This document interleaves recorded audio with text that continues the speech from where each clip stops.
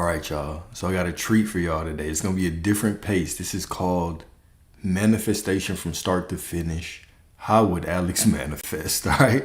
So we are going to go through the entire journey from the beginning to when the desire appears, to a time crunch, to how do I handle the situation with the person if I'm dealing with them, if I'm not talking to them. We're going to go through all of this, right? A bunch of forks in the road. This should be a very interesting one. Okay. So am I live? Yes, I am. All right, cool. So the title of today's, of course, is Manifesting from Start to Finish. A journey with forks in the road. A journey with forks in the road. Because you always want to ask me these questions. Well, how do I do this? How do I get money? How do I get this person? How do I get this? I'll tell you what I would do. All right, I'm going to tell you exactly what I would do. Okay. Cool. So let's set the context. Let's get right into it. Okay. You are not a person trying to get what you want. You are source, God, remembering what it decided to be and watching reality reorganize around that decision. So this is going to be the first thing that I want you to keep in mind. You are source, you are God, remembering what it decided to be. Remembering what you've already decided to be and watching reality reorganize around that decision. So here we go. Most people start manifestation with a desire, right? This seems like the logical point. You have a desire. How do I get it? We're going to go beyond that, right? We're going to back up a little bit. You start with being.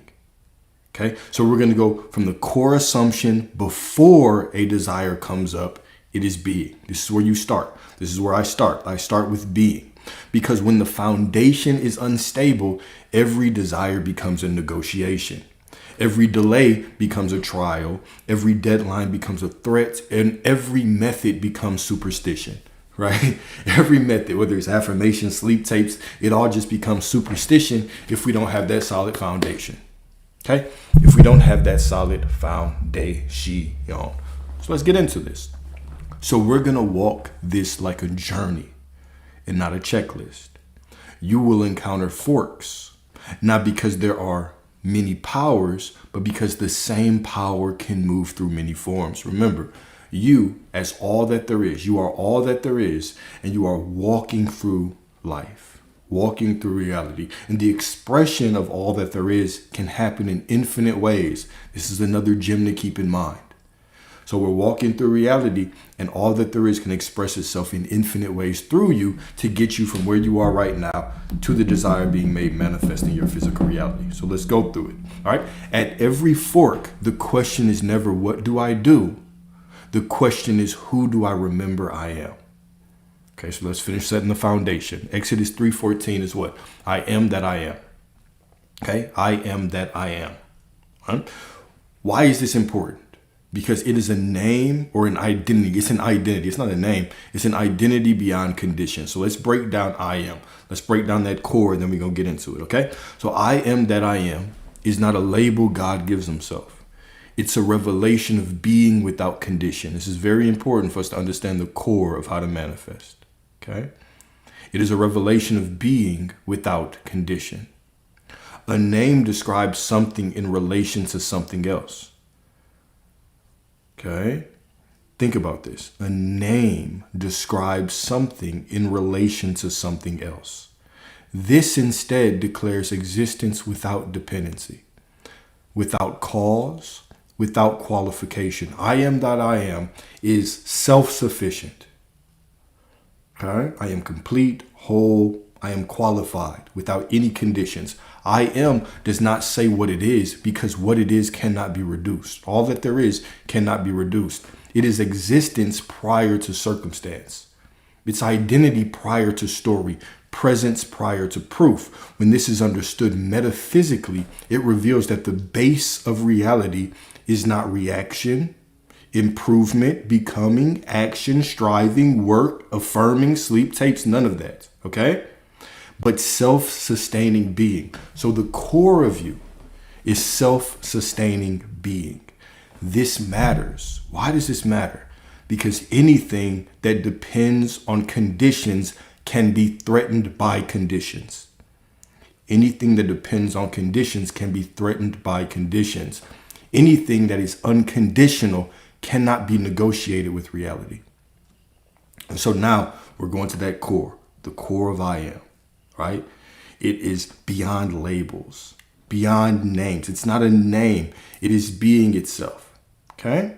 It is being itself. So when identity is rooted in I am, it does not rise and fall with outcomes, moods, money, relationships, or time. It simply is.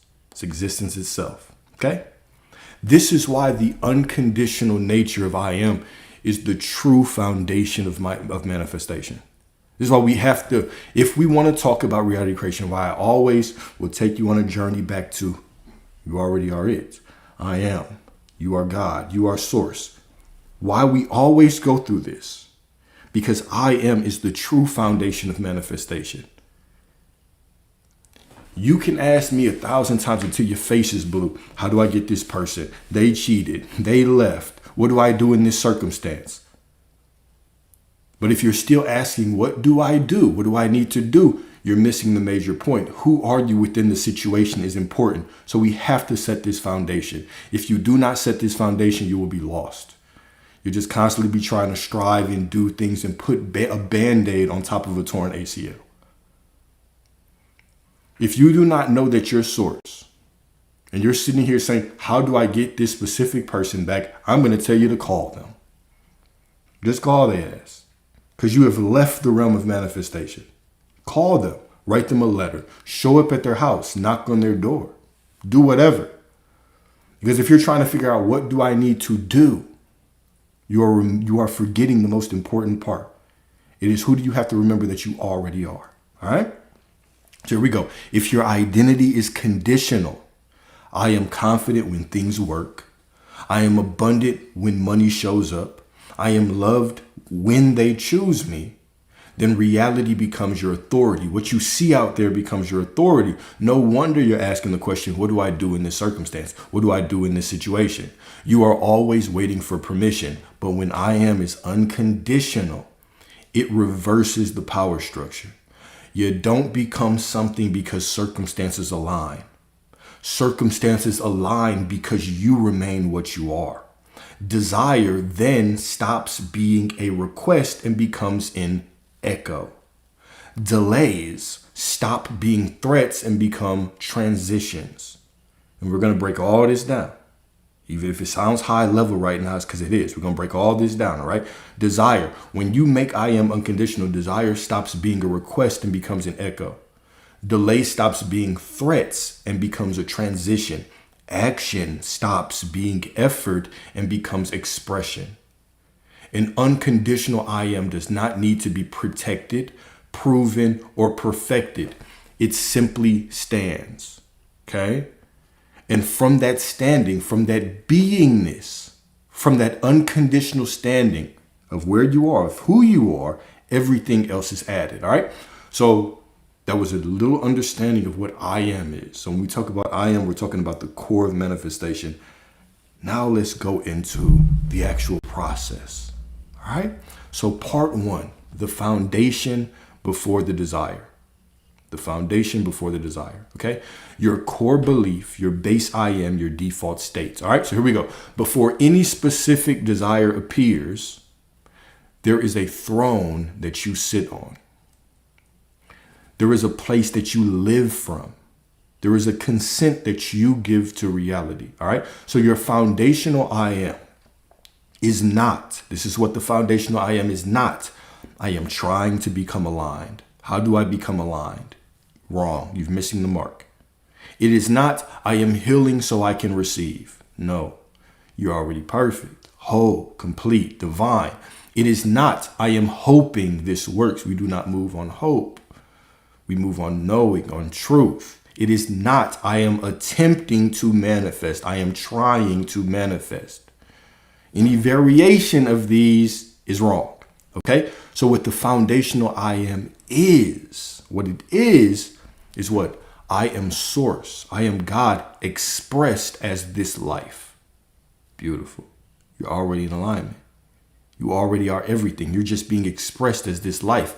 I am the one who decides what is true about me. This is the foundational I am. I am the one who decides what is true about me. Another one, I am already whole, even while things unfold. These are foundational core truths that you accept in your life, and this becomes what you live from. Before the desire, before you try to manifest, this is the core foundational principle that you live from. This is what you make the center of your life. And then we get to the manifestation. All right, we're going A through Z. How to get everything that you want. How to get everything that you want. All right, next, I am not waiting for proof to become what I am. I am not waiting for proof to become what I am. Okay, next, I am the cause, not the victim of appearances. So what is all these things doing? All of these statements, decrees, declarations, states of being are taking your power back. We have to start here. This is the foundation upon which manifestation is built on. All right, we're going to go through the whole tree. Don't worry, we're going to go through the whole journey. All right, so this is where you live, the foundational I am. This is the foundational core principle of your life. This is your home frequency. This is the inner citizenship that does not change when the weather changes. I don't care if you're sad, this is the truth. Upset, this is the truth. Circumstances don't look good, this is the truth. The money's not there, this is the truth. This is the foundational truth of your life from this point moving forward, and everything else is built upon this. This is where we start. We start from the I am, okay? We start from that foundational truth. Okay? Beautiful. All right. So Matthew 6:33 says what? Seek first the kingdom of God and his righteousness, and all these things shall be added unto you. Seek first the kingdom of God and his righteousness. The kingdom of God is within you, right? His righteousness. Remember, when we talk about righteousness, we're not talking about a ladder of morality. A man-made ladder of morality. We're talking about you stay focused on what you desire, right? You see through the illusion. It doesn't matter what it is. I am that I am. Okay?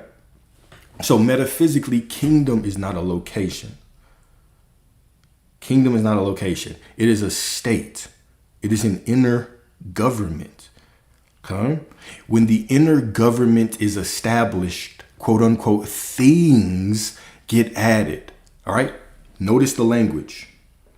Notice the language. Okay. Added. Seek first the kingdom of God and his righteousness, and all these things shall be added unto you.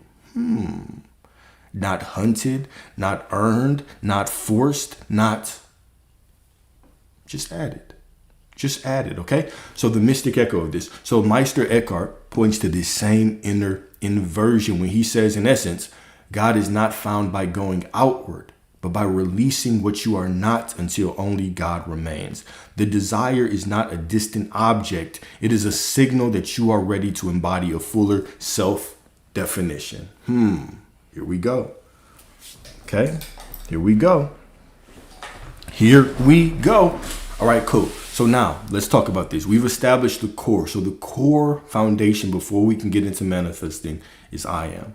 This becomes the home frequency. This is where I live. This is where you live. You live from I am the cause and not the victim of appearances. I am already whole, even when things unfold.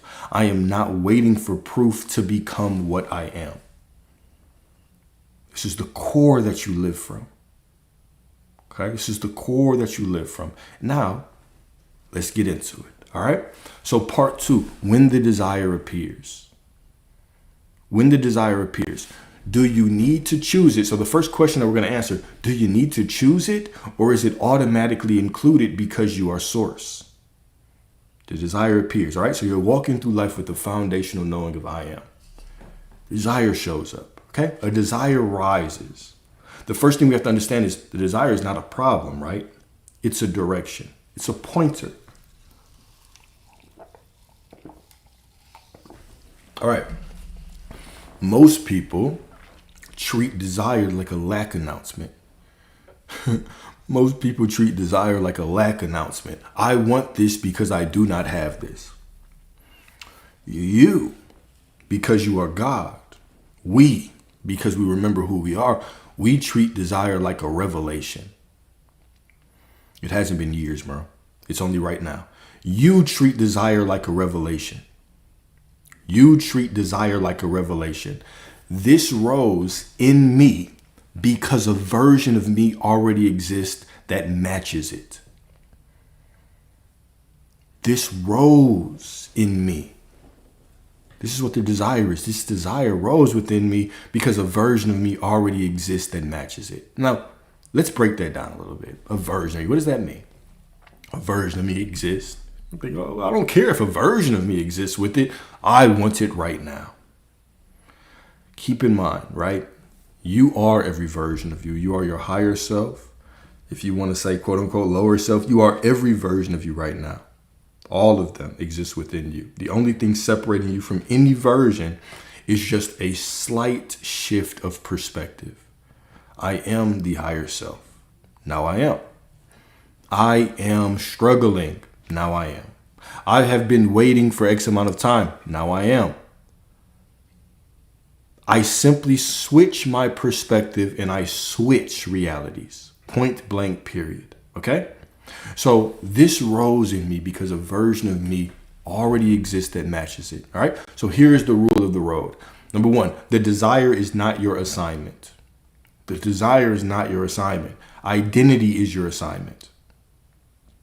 Okay. So yes, in one sense, you do not need to choose anything. If you are source, life expresses through you. Desires are part of the unfolding.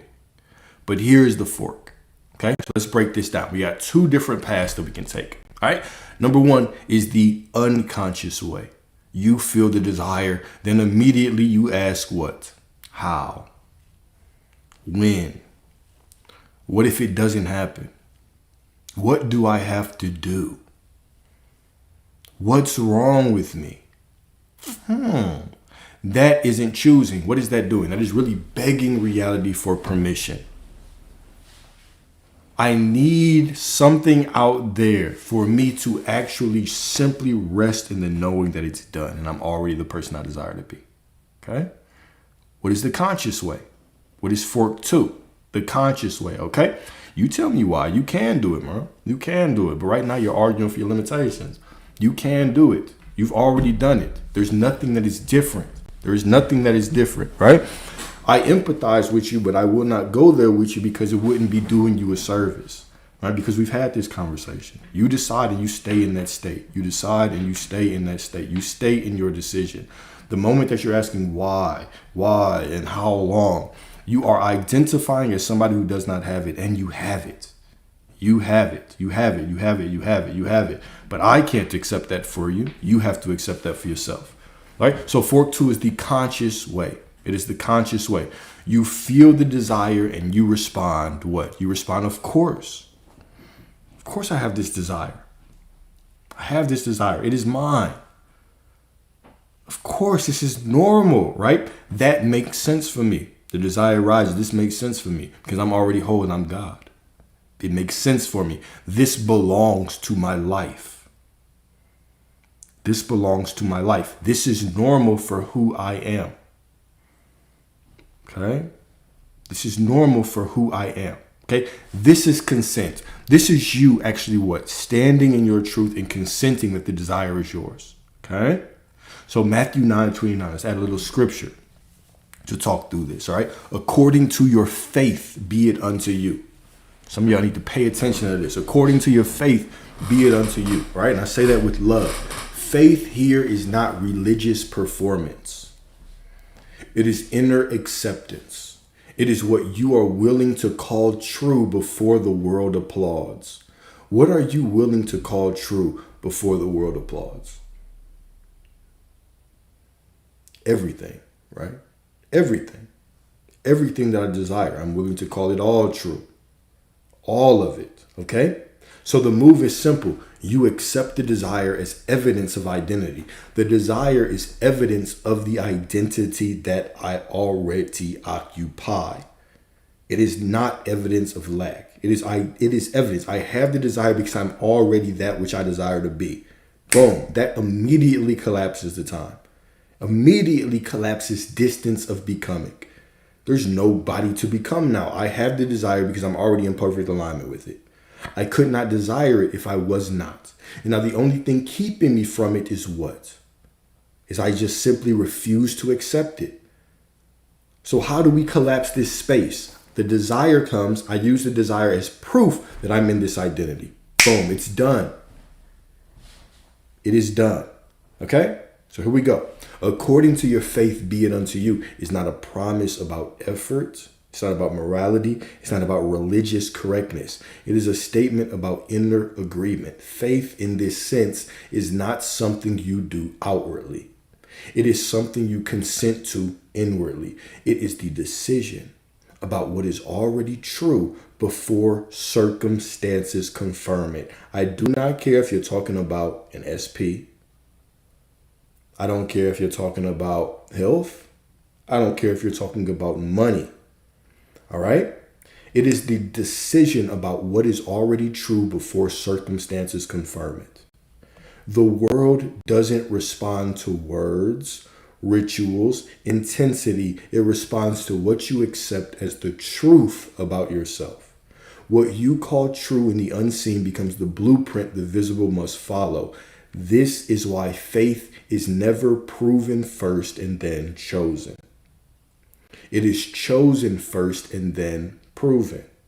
Waiting for evidence before acceptance is not faith, it is negotiation. Let me say that again.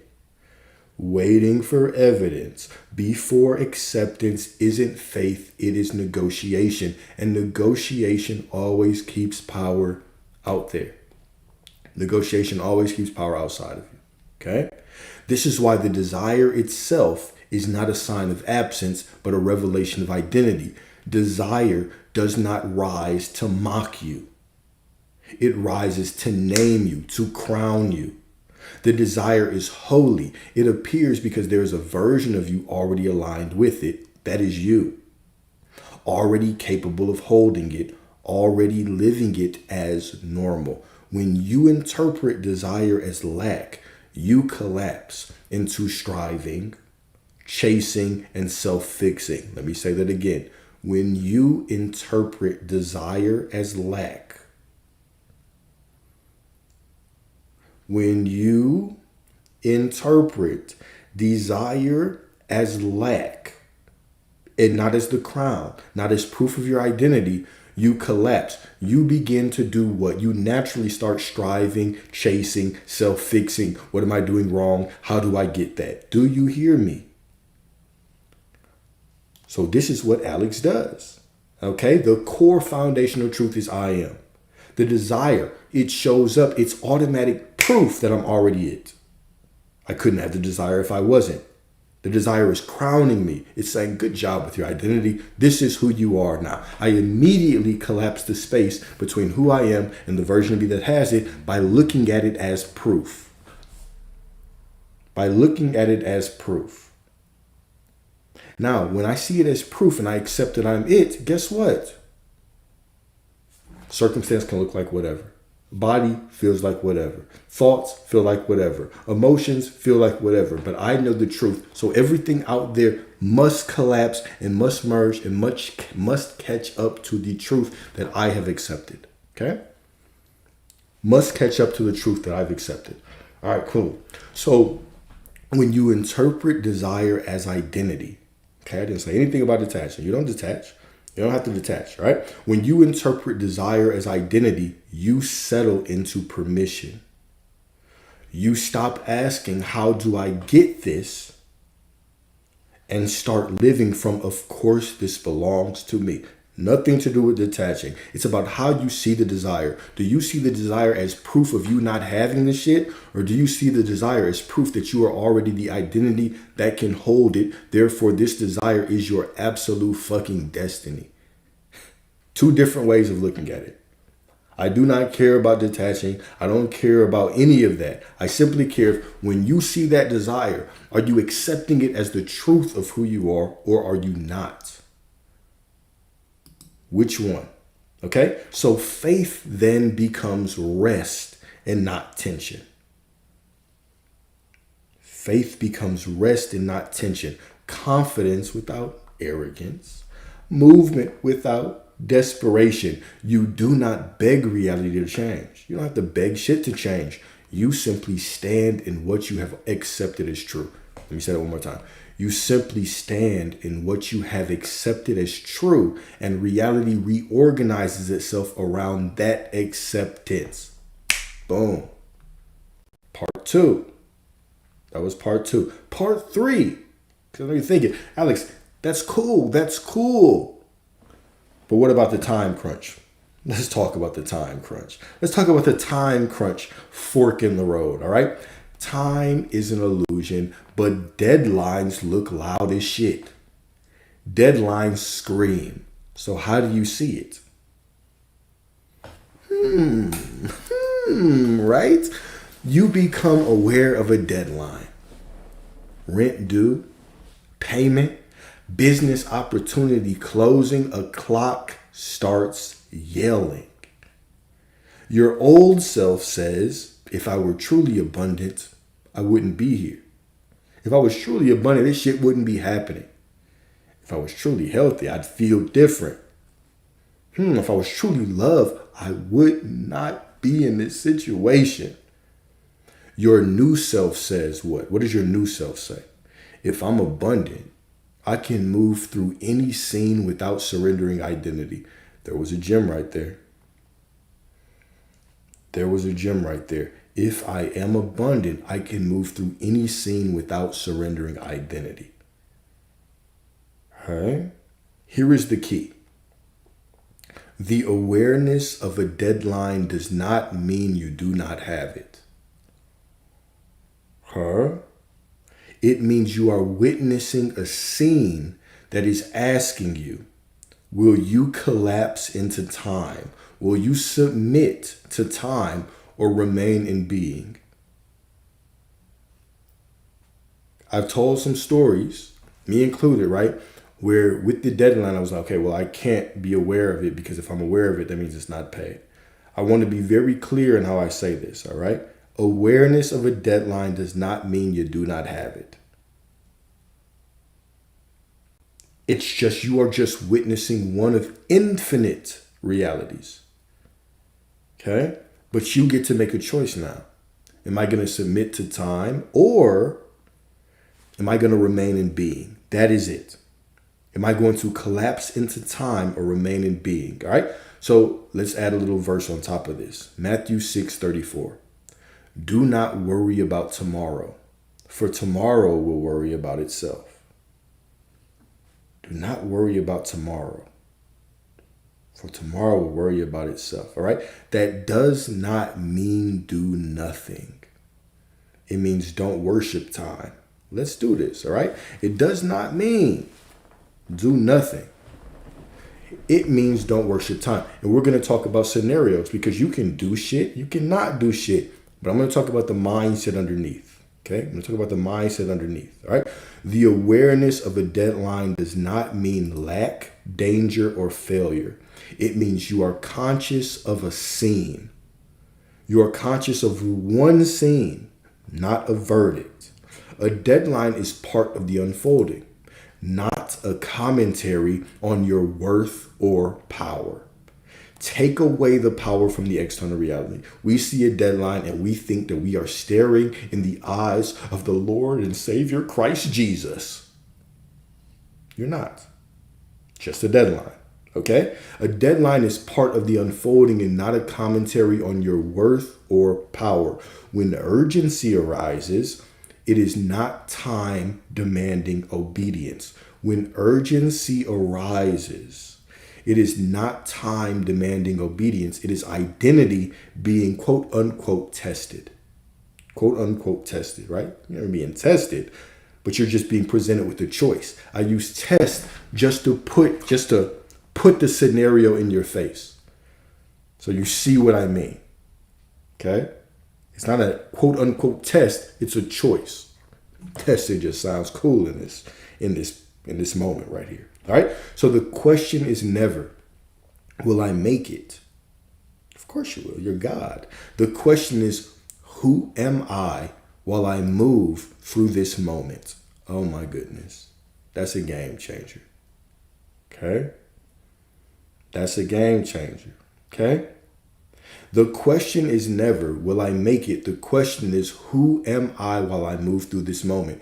To collapse into time is to let clocks, dates, and pressure define truth. To remain in being is to move through time without surrendering authority to it. Does that mean you won't be nervous?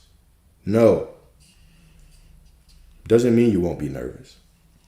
But you can still take a step back and go back to number one. If you realize why we did number one first, the core first of I am, it's because now this becomes your reference point. I'm tripping. I'm nervous. The deadline is coming. I take a breath. I remember I am everything. This deadline is just a scene. It's just a moment. I am the one through that everything unfolds through. I still get to choose. Inhale, I am. Exhale, I decide. I decide it is done. It is paid for. Everything is working out. And I move forward in beingness. Very practical. I know you always are looking for practical steps. Very practical. Okay? So to collapse into time is to let clocks, dates, and pressure define truth. To remain in being is to move through time without surrendering authority to it. You are not here to escape deadlines. You're not here to escape deadlines. You're here to pass through them without losing yourself. Of course, I can still get nervous. I told you all about the story where I was going to get evicted, right? I was going to be homeless again. I was nervous as hell, but I still remembered who I was. Okay? Nervousness doesn't mean anything. It's just a feeling.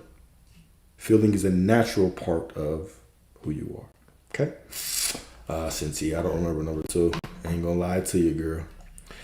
I ain't gonna lie to you, but I do have a checklist at the end. All right? So how do I know I'm not identifying with something subconsciously? Here's the whole thing.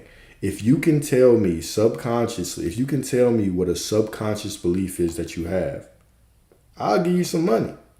No, none of us knows what our quote unquote subconscious beliefs are. We just look at reality and we think because we don't have something, well, I must make up an excuse. So I have a subconscious block. Let me let you in on a secret, all of y'all. You have no subconscious blocks. You have no subconscious blocks. There is nothing blocking you. Everything that's blocking you is very conscious. It is you accepting. It is you choosing a story that you have a subconscious block. Because that was a conscious statement that you said. How do I know if I don't have a subconscious, if I have a subconscious block? That means that right now you are declaring that there is something holding you back. You have not accepted that you're all the way it yet.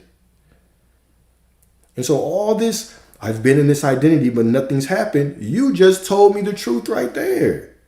No, you haven't. You've been thinking that something's holding you back. You've been thinking there is some kind of block in between you and God. There's not. There's just your refusal to stand in the absolute truth and certainty of who you desire to be and say, this is who I am no matter what. And instead of doing that, we say what? There must be a nervous system or a subconscious or something I need to rewire or some kind of blockage or energy in my body. Or maybe it's this, or maybe it's the system, or maybe it's the man, or maybe it's that. That is what we do. The answer is always in the question. Okay, the answer is always in the question. Go. All right, so here we go. Do not worry about tomorrow, for tomorrow will worry about itself is not avoidance. It is spiritual hierarchy. It restores the proper order. Being first, movement second. Being first, I am first. Identity first. Being first, movement second. It doesn't instruct you to freeze, ignore, or withdraw from action. It instructs you not to bow. Not to bow. Action taken in panic is worship of time. Action taken from presence is expression of power.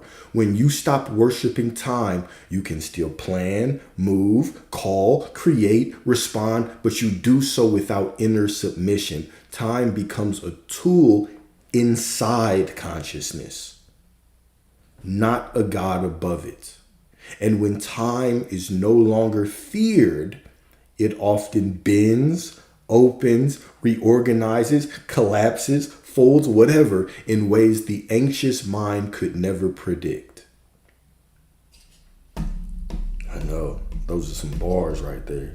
Some motherfucking bars right there, okay? So next, the deadline is not your God. The deadline is not your God. Your identity is. So how do you see it? So how do you see the deadline? Let's talk about this. How do you see the deadline? Well, you say a couple things. You could say a couple things. Number one, time is not my master. It is a measurement inside the dream. Time is not my master. It's just a measurement of changing, of unfolding of me within this dream of myself. Beautiful. Here we go. You could also say, I do not submit to urgency as truth. I do not submit to urgency as truth. I am the truth. You could say, I can take action without becoming action. I can take action without becoming action. The deadline is a detail and not a verdict. The deadline is a detail. It's just a detail. It's a moment within infinity. It's not the end. It's not the verdict. It's not the verdict. All right. So Mystic Echo. In many contemplative traditions, time is treated as a function of mind, not the ruler of reality. When you drop into presence, you discover that the power to move is now. It's always now. The deadline tries to exile you into the future. The deadline tries to take your consciousness and throw it out there in the future. Your job is to come home. Okay? Your job is to come back to this present moment. Your job is to come home. Beautiful. All right. Scenario 2. Here's the next scenario. Rent due in 48 hours. You have 2 days. Your nervous system screams. Okay. Old path. Panic. Scramble. Self-condemnation. Spiritual bargaining. Maybe if I affirm 20,000 times, I'll get it. Right. The new path is what? You go back to number 1 first. You stabilize identity first. You might say what? What are some things? How does that look? Stabilizing identity first. You might say what? Okay, I am provided for. Provision is normal for me. My life supports me. I move with authority and not fear. Okay, so now it's due. The time crunch is there. You see it. But number 1, you go back to what? You go back to identity first. Identity first. And then what do? You choose a fork in the road. Remember, what do I have to do is always going to be the wrong question. Who do I have to remember that I am is the right question. So these 2 forks are going to be interesting. Number 1 is going to be inspired action. Number 2 is going to be no outer action. So we're going to go through 2 different paths. Keep in mind, you have this deadline, 48 hours. So the first thing that you do is you stabilize your identity. Okay, identity. Number 2 is you choose a path. First path, inspired action through physical reality. What does this look like? Well, now that I have remembered who I am, everything that I do is magical, right? Because from this identity, every step that I take is divine. Every step, every place that my big toe touches is magical, right?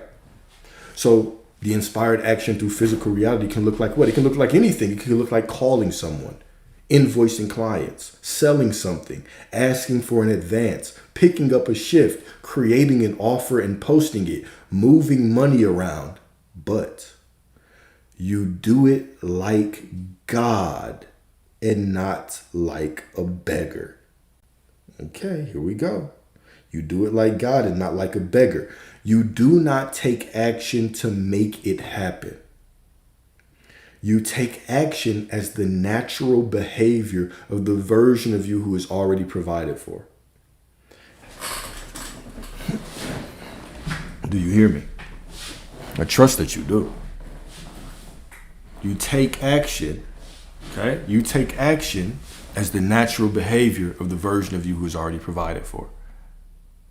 Number two, okay, what will be the second for it, right? Number one was inspired action. So it started with identity. Identity first.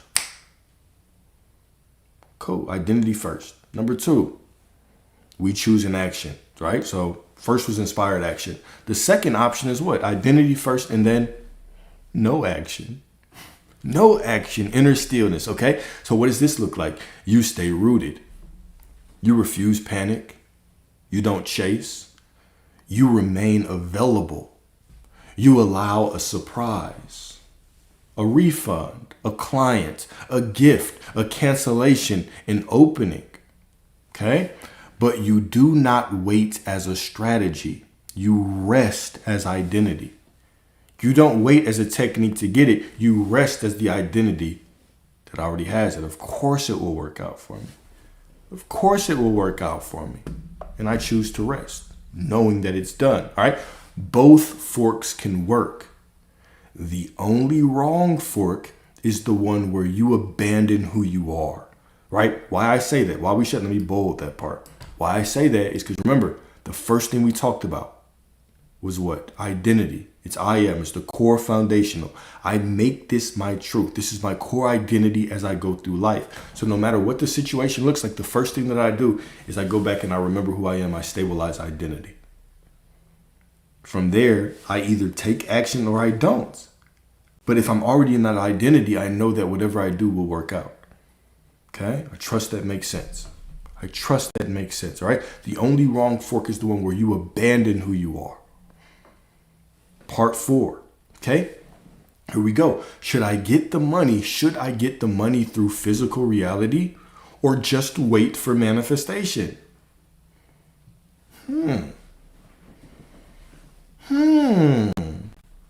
Here we go. The method does not matter. The state does. The universe, God, source, whatever you want to call it, right, does not have a preferred pipeline. It has preferred consciousness. It doesn't have a preferred pipeline. It has preferred consciousness. So you can take the money through how? How could this money show up? Paycheck, client, a friend paying you back, tax return, discount, random opportunity, business idea, settlement, a surprise, etc., etc., etc., etc., etc. It's all God. It's all God. Your ego thinks some ways are more spiritual. That is childish.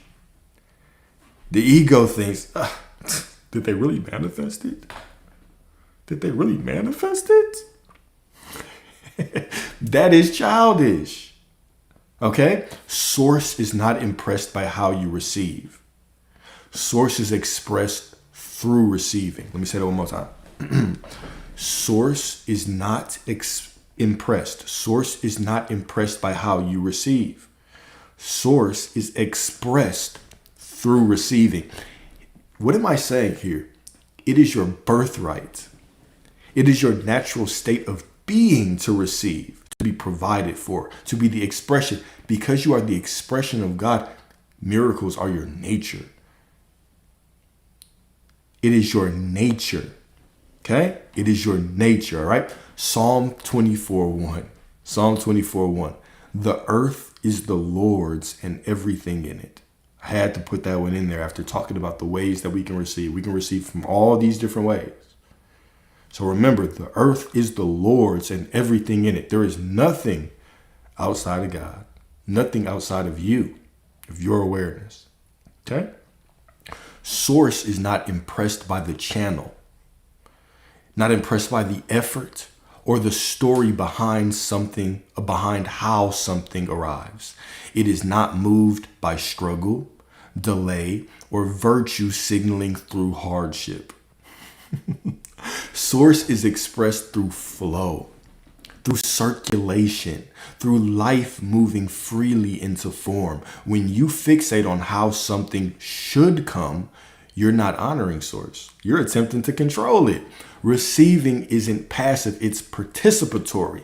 It's the willingness to let life move towards you without shrinking. without needing to justify why it arrived the way it did. The moment you relax your grip on the method, on the how, you expand your capacity to receive. Source needed your permission, but because you stopped blocking it with, wait.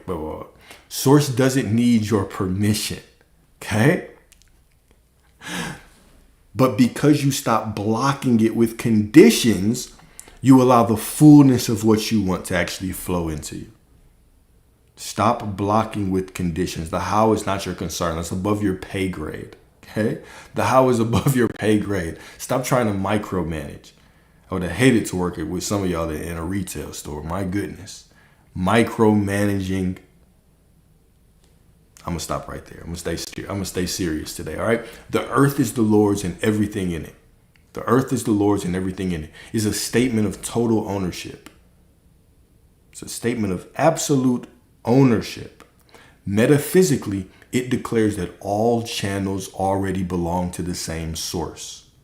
Money, people, opportunities, timelines, systems, chance encounters, unexpected openings are not separate domains competing for legitimacy.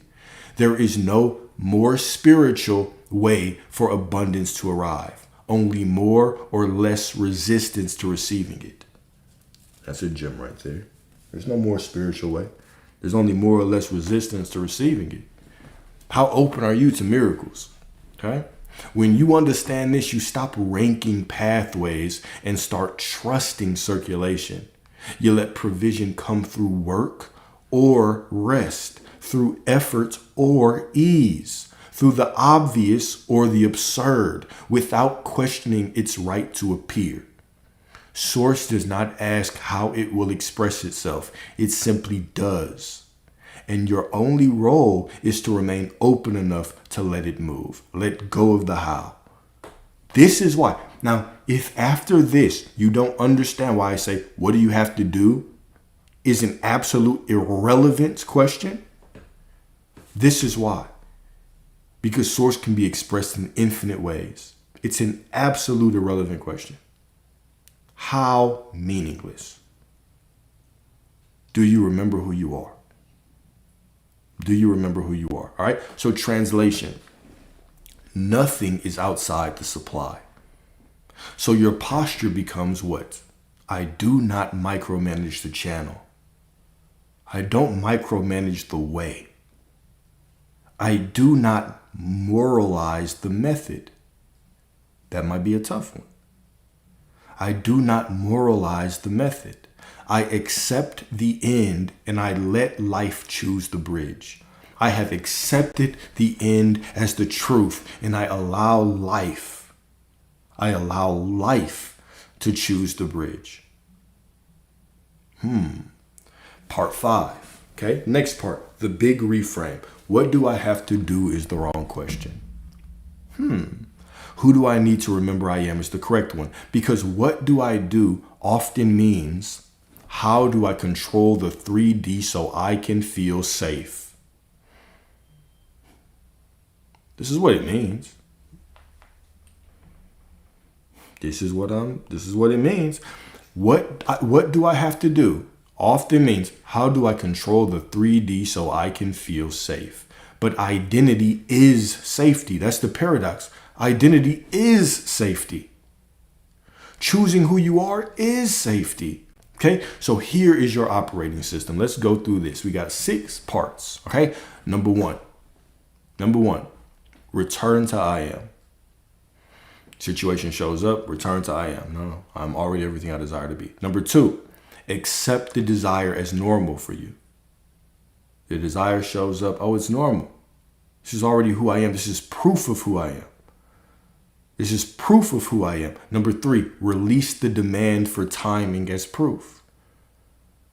Even a deadline is just one scene within infinity. I release the demand for timing as proof. Who am I being? I do not submit to time. I remain in being through whatever I see. Move if moved, rest if rested. When I choose that identity, do I want to move? Cool. I can. I can ask people for money. I can do whatever. I can work out. I can do whatever. Or I can rest. Doesn't matter. What do I do is irrelevant. Who do I remember I am? Number 5, refuse to interpret appearances as final. I don't give a damn what it looks like. It ain't over till I say so. If I do not see what I want, it's still the middle. It's still the unfolding. I refuse to interpret appearances as final. Number 6, let the bridge of incidents unfold. In whatever way. I do not place conditions or limitations on God. It will unfold in the perfect way. It will unfold in a very obvious way or an absolutely absurd way, but I'm open to every miracle. I'm open to every miracle. Okay? Cool. So this can really be summarized in what? Be still and know that I'm God. Psalm 46:10. Be still. Stay rooted in identity and know that I'm God. Be still. Be present. Come back right here. Stop trying to be something that you already are and know that I am God. Know that I am. Beautiful. Okay. Stillness is not inactivity. It's inner authority. So be still and know that I'm God is not an invitation to withdraw from life. It is an instruction to cease inner rebellion. Stillness here doesn't mean stopping movement. It means stopping the internal argument with reality. It is the moment you release the need to force, fix, explain, anticipate in order to feel safe. Let me say that one more time. It is the moment you release the need to force, fix, explain, anticipate in order to feel safe. In that stillness, right? Knowledge arises. Okay? Knowing does not require motion or movement to validate itself. It is self-evident. When the inner noise quiets, authority returns, because authority has always been drowned out by urgency, fear, and mental negotiation. This is why stillness is power.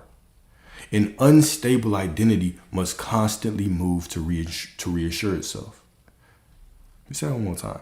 An unstable identity must constantly move to reassure itself. A stable identity can move or remain unmoved without losing position.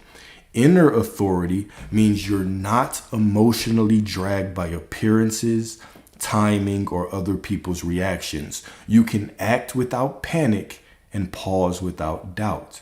From stillness, action becomes precise instead of reactive. From stillness, decisions feel clean instead of desperate. That's the paradox. When you stop grasping, life organizes itself. When you stop rushing, momentum finds you. Stillness is not the absence of creation. It is the place creation listens for instruction.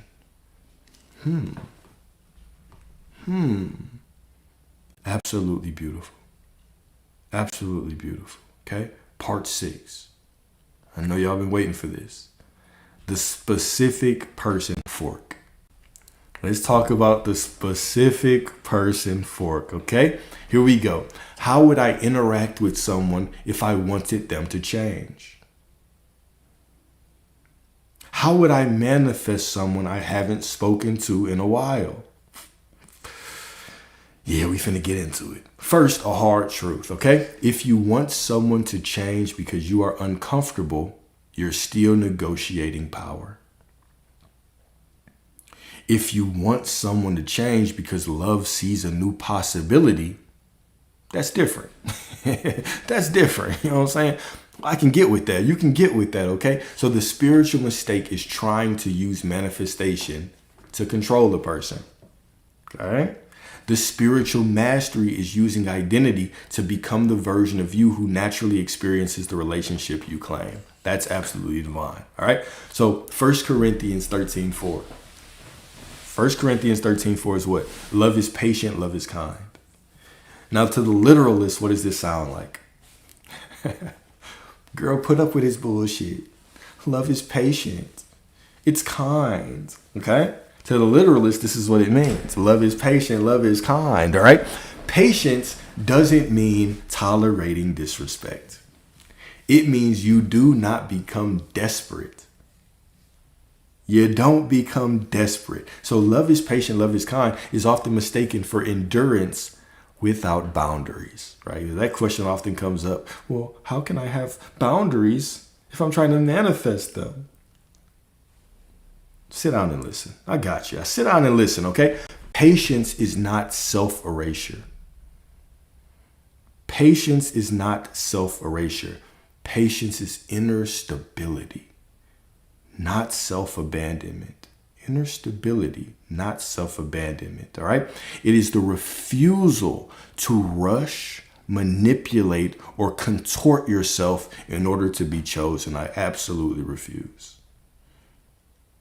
Absolutely refuse. Love that is patient doesn't chase clarity. It doesn't demand reassurance or beg for alignment. It remains rooted in worth even when outcomes are unfolding. Kindness in this sense is first directed inward. Love is patient. Love is kind. It starts with self. This is a book of inner consciousness, right? Inner consciousness. This is a book of relationship with self. This is not a book of how to get married. This is a book of relationship with self. Okay? Kindness in this sense is first directed inward. You do not become harsh with yourself when timing is unclear, when responses are slow, or when the path is undefined. You allow space without surrendering value.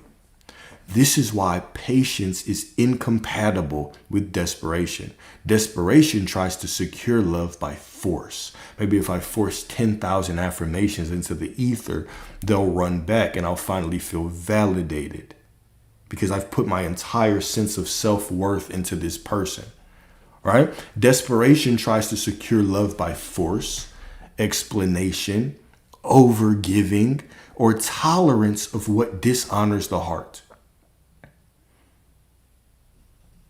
If you're triggered, that's good. You know, we should be, all right? So desperation tries to secure love by force, explanation, overgiving, or tolerance of what dishonors the heart. Patience knows that what is meant to meet you will not require self-betrayal. It doesn't mean you accept poor treatment, silence that wounds, or patterns that diminish you. It means you trust your position enough to wait without shrinking and to walk away without panic. Love expressed through patience doesn't cling, it stands. And from standing, what aligns can approach freely, while what cannot quietly falls away. But what if I lose my SP? You won't. You won't. You won't. You'll gain yourself back and the SP. A double win. A double win. It'll be wins all around. Wins all around. All right? So from that perspective, now let's actually go into it. Let's go into it. So scenario. What's the scenario? You want a specific person to reach out. Okay? You want a specific person to reach out. You've not spoken in months. You don't know what they're doing. They could be tickling other people's private parts. Oh, what a shame, right? You haven't spoken in months. Your mind says, if they cared, they would. Your chest tightens. Okay, here is the journey. Step 1, identify the hidden identity. Identify the hidden identity. Okay, usually it's one of these. Okay, you haven't talked in months. You're thinking about them, and the mind says, if they cared, they would. Right? Or any variety of these things. What is typically the hidden identity? It could be, I am not chosen. It could be, I'm easy to lose. It could be, I am the one who has to chase. It could be, I am the one who gets forgotten. I'm not going to raise your child anymore. I am the one who gets forgotten. Right? It could be one of these core beliefs. All right. So, okay, cool. I've realized this is the core identity, or you don't even have to figure it out. Okay. But you don't fix the person first. Hear me. You don't fix the person first. You dethrone that identity first. You dethrone that identity, okay? So number 2 is you install the new identity. Not affirmations as a chance, but as a decision, right? So now I'm choosing a new truth. What is the truth that I'm choosing now? Okay? The truth I'm choosing could be I am chosen. It could be I am cherished. It could be I am unforgettable. It could be I am the standard. I like that one. I am the standard, right? I am the one who is pursued naturally. I am loved. I am worthy. I am wanted. Okay? And then what do? You behave from it. You allow yourself to be. You move through life from this new position. All right. So now we have 2 forks in the road. Remember, because what you do doesn't matter. It's who you remember you are. So we have a fork of reaching out and we have a fork of not reaching out. Let's go through both examples. Okay. So number 1, you've solidified that identity, right? Remember, the first thing that we always do is we go back to identity. We solidify the identity. Then what do? So fork A, you reach out.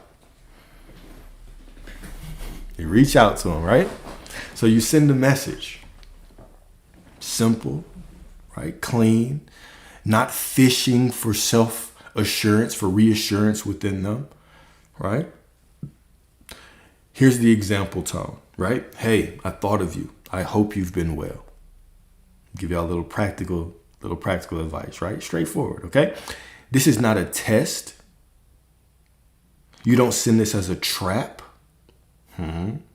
You don't send a hidden demand for validation. You're not doing this to get a response. This is the part, right? You're not doing this to get a response. You are expressing from fullness. Whether they respond or not is irrelevant. They could be laid up with somebody with a bigger piece than yours right now. Ladies, he could be laid up with a woman that does way more than you do. It's not about receiving the response, right? You're expressing from fullness. You are expressing from fullness. Okay? So part 2, fork 2, you do not reach out. You do not reach out. Some of y'all be saying, like, he could never find nothing. I'm just like, y'all must not know what's out here in 2026. Y'all must not know what's out here in 2026. Because, never mind. We ain't going to talk about that. All right. So fork B, you do not reach out. Okay. So fork A was you reach out. Fork B is you do reach out or you don't reach out. All right. So you remain seated in the new identity. You release control. You stop checking. You stop stalking signs. You stop consulting the oracle of what does it mean they viewed my story. Yeah, I've been there. I've been there too. Not my proudest moment. Not one of my proudest moments, right? What does it mean they viewed my story? Fortunately, now, these days, I can't even tell when people view my story because there's too many goddamn people, right? But you stop consulting the oracle of what does it mean they viewed my story. You let them what? You let them move. You let them move. And you do not measure your worth by their timing. That is the gem in this. All right. Let me lock in. All right. So fork B, you don't reach out. Because you can reach out if you want, but you do it from fullness. You do that from absolute fullness, or you don't reach out. It's fine if you don't reach out, right? You let them move, you let them breathe, you let them be, and you do not measure your worth by their timing because your worth is inherent. Your worth is self-evident. Okay? It is not dependent on anything out there. All right? So Proverbs 4:23. He said this is another great verse. Proverbs 4:23. Above all else, guard your heart, for everything you do flows from it. To the literalist, what does this sound like? Oh, protect your heart. Oh no, don't let them in. Close it up. Right. To the literalist, that's what it means. But what does this mean metaphysically? I'm going to read it one more time, right? Above all else, guard your heart, for everything you do flows from it. Okay? This is not a call to emotional walls or to withdrawal. It's a call to sovereignty. Okay, now what I love the way that scripture uses heart. Uses heart in these very intricate, beautiful ways. You have to understand kind of the metaphysical undertones for it, right? So the heart metaphysically is what? It's the seat of meaning, interpretation, and self-relation. It is the seat of identity, the seat of the soul, right? To guard it, here we go. Here's the bar right here. To guard it is to decide that your inner state is not up for negotiation based on someone else's mood, attention, timing, choices. Makes sense, right? I know that shit makes sense. Above all else, guard your heart, for everything you do flows from it.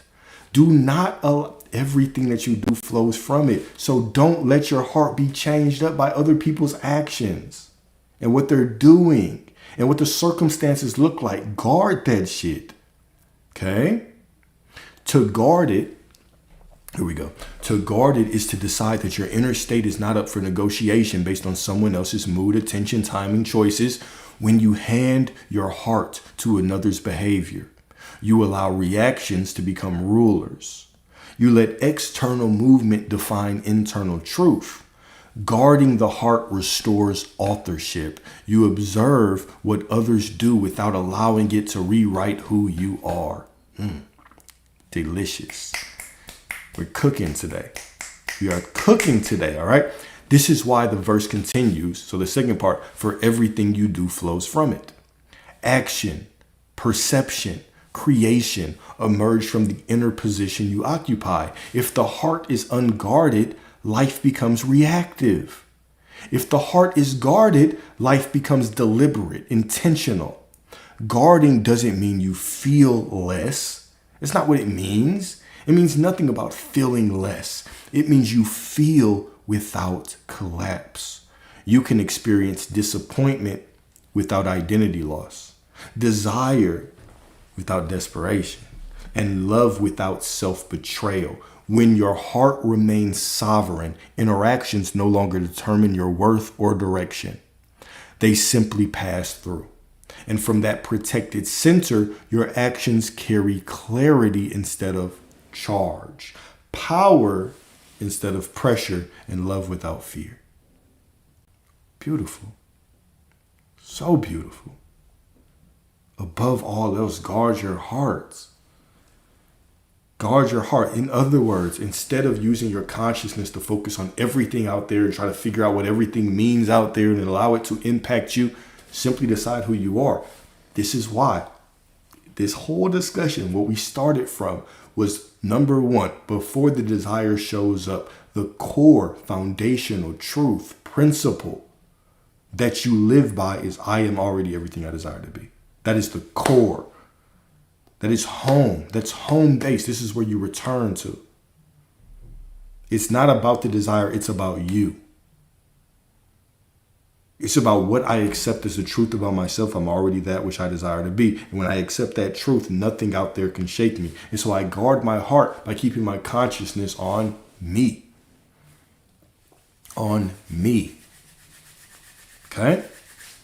Beautiful. All right. So next part. We're still in the SP space, right?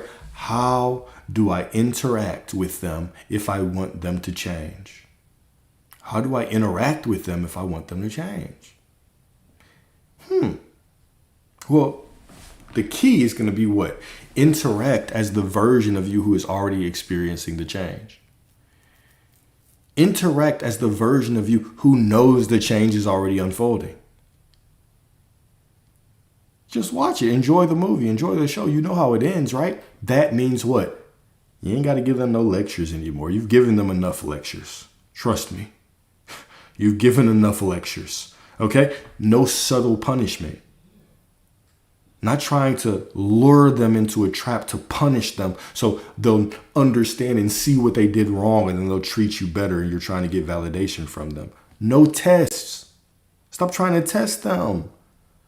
To feed your own ego, to feed your own sense of insecurity. Then they pass the test and now you're in the corner just mad by yourself.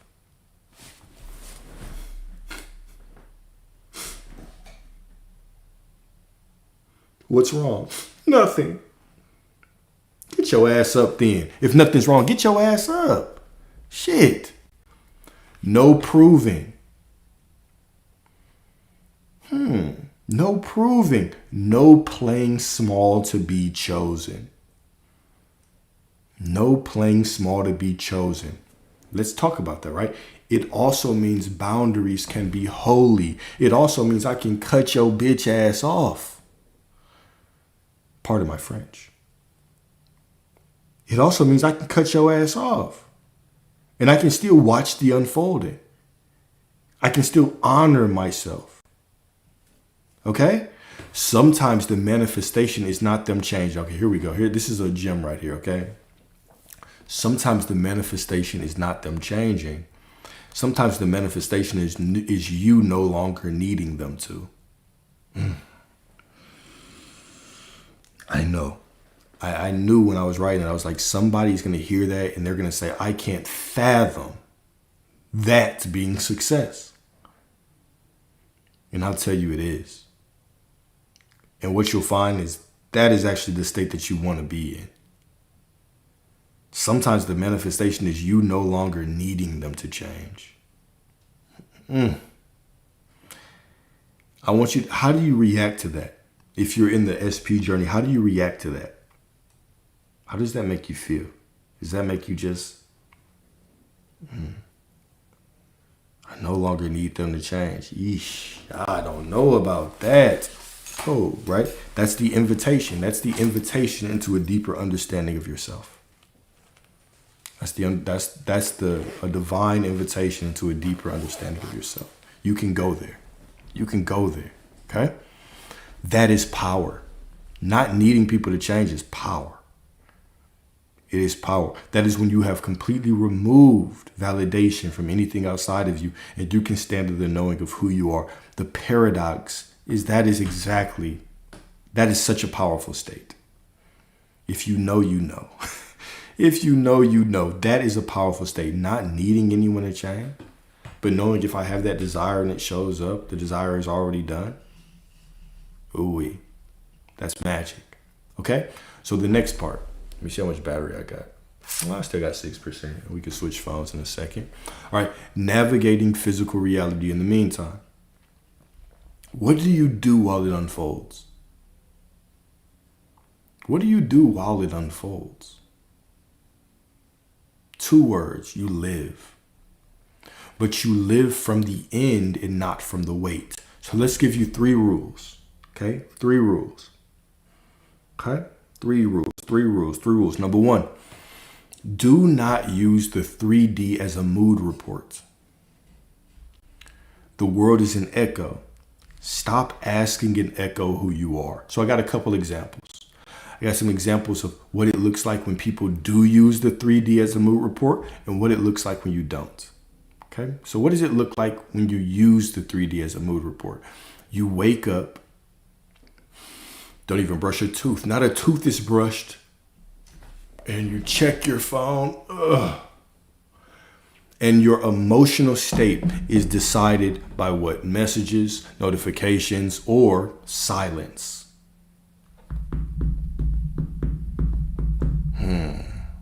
Number 2. Someone's tone shifts and your confidence collapses. Their tone shifts and your confidence just collapses. Number 3, money looks tight and you immediately feel small, anxious, or behind. A delay appears and you assume something is wrong with you. You feel good only when things are quote unquote working. See, you're judging shit. When things look like they're working, oh my goodness. You can get on a handstand and make them little butt cheeks just clap. But when it doesn't look like it's working, all of a sudden, Your life has turned into a lackathon. Okay? So you're using the external reality to determine who you are. Okay? Powerless, powerless, powerless, powerless. All right? What it looks like when you don't. All right? What it looks like when you don't. You notice silence, delay, or chaos without internal commentary. Without internal commentary. You notice the silence, the delay, or the chaos, and your mind's not racing to what they're doing over there. Whose private parts are they tickling? I hope he's not bigger than me. You feel disappointment without letting it rewrite identity. You feel disappointment without letting it rewrite identity. You experience uncertainty, but remain settled. All right? You say internally, this is a scene and not a sentence. This is just a moment, not a sentence. Okay? You allow the day to unfold without emotionally chasing confirmation. Because I am the confirmation. Do you hear me? Right? So the embodied posture is what? So if we had to summarize this into a mantra, it's I remain who I am regardless of what this moment is showing. That's a good one. I remain who I am regardless of what this moment is showing. Whatever this moment is showing is cool. I'm still everything that I desire to be. I'm still him or her. Okay? Let me switch phones real quick.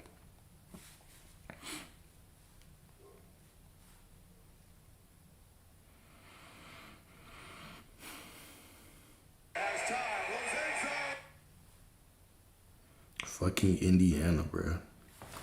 Fucking Indiana.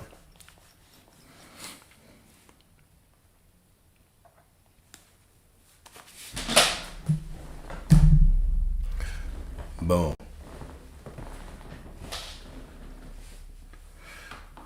All right. So number 2. Okay.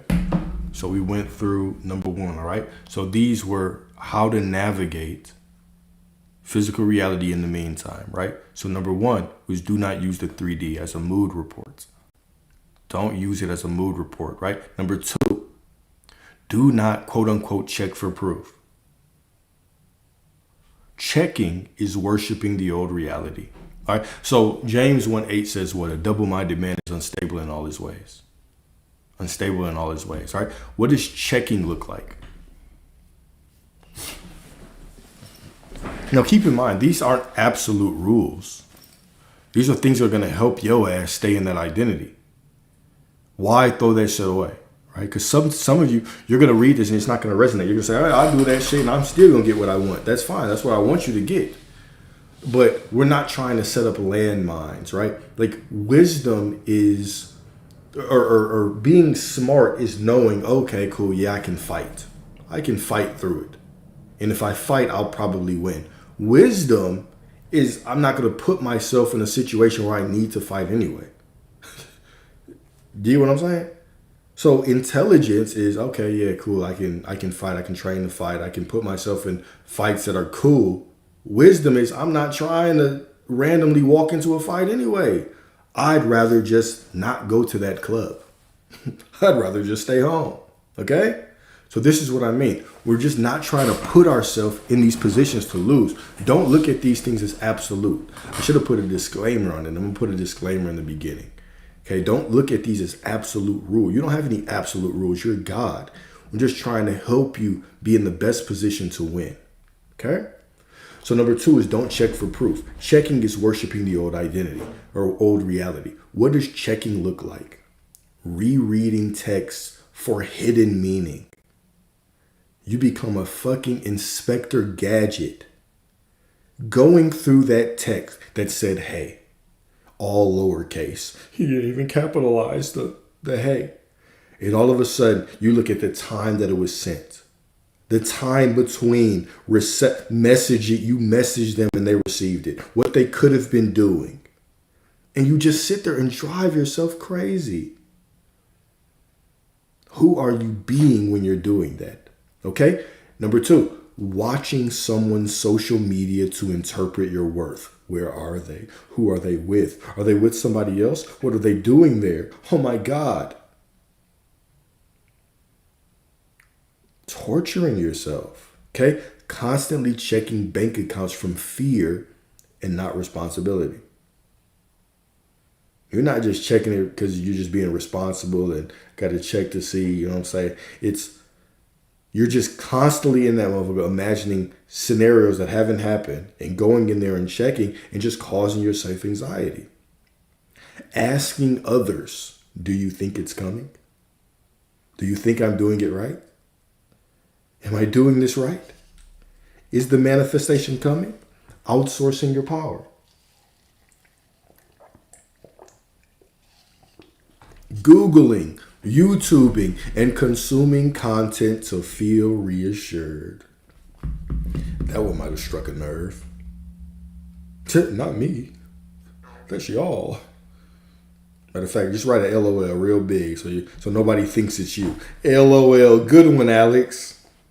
The whole time you and this bitch like, fuck, he got me. He got my ass. Right? Internally saying, I decided, but what if? Internally saying, yeah, I decided, but what if I didn't decide strong enough? What if God didn't understand my decision? What if it wasn't specific enough? I decided, but how do I really know I decided? Yeah. Instead, just decide that you decided the right way. Just decide that it's working out. Okay? Checking is not curiosity.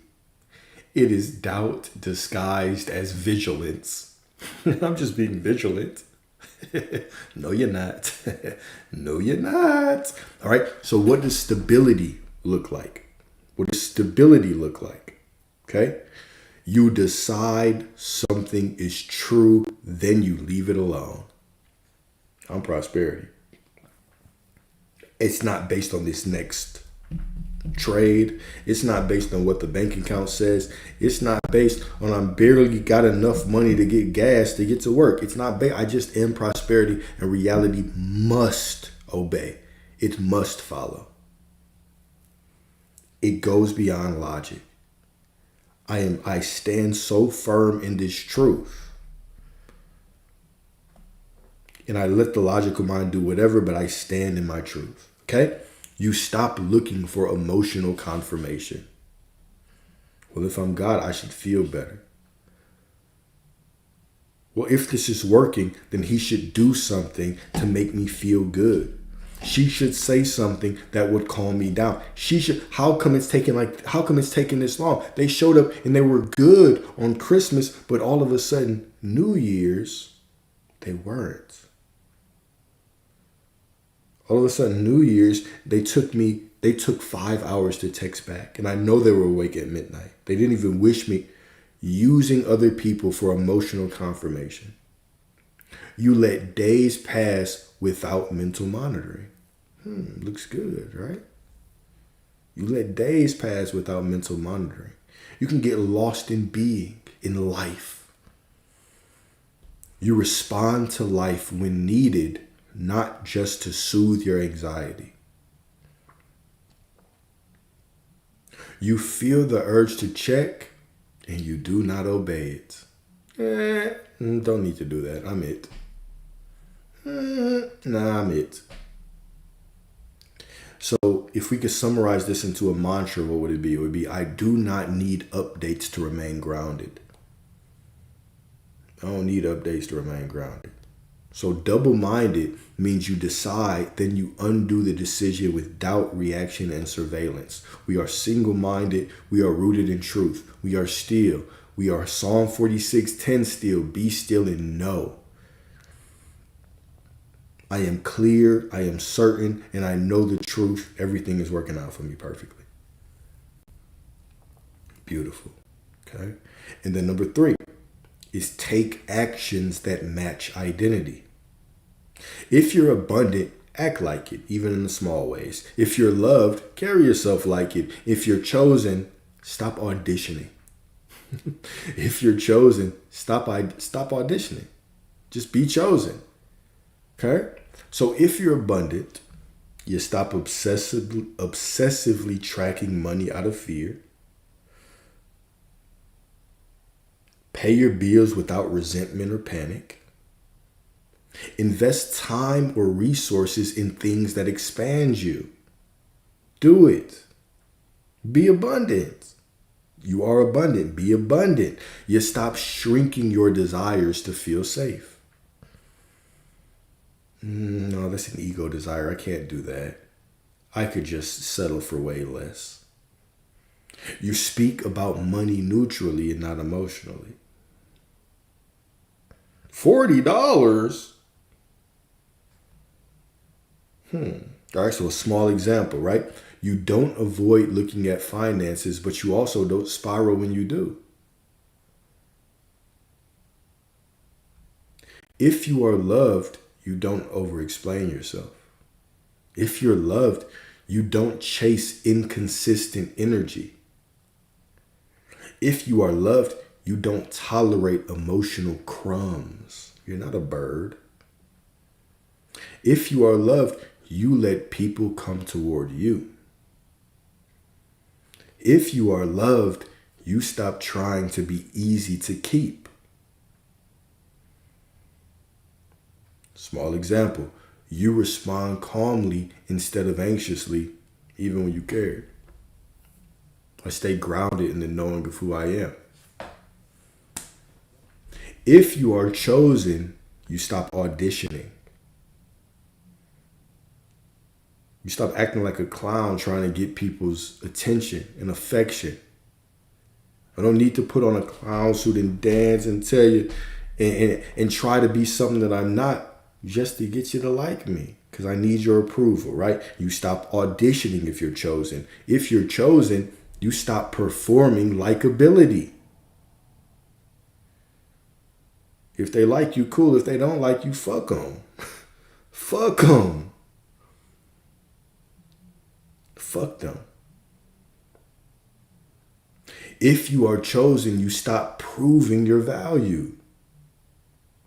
Because I know my value. You can't tell me what I'm worth. I know my value.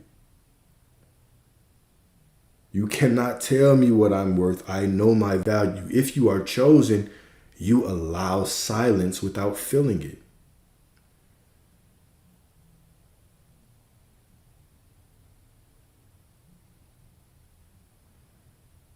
If you are chosen, you walk away when something feels off without needing justification.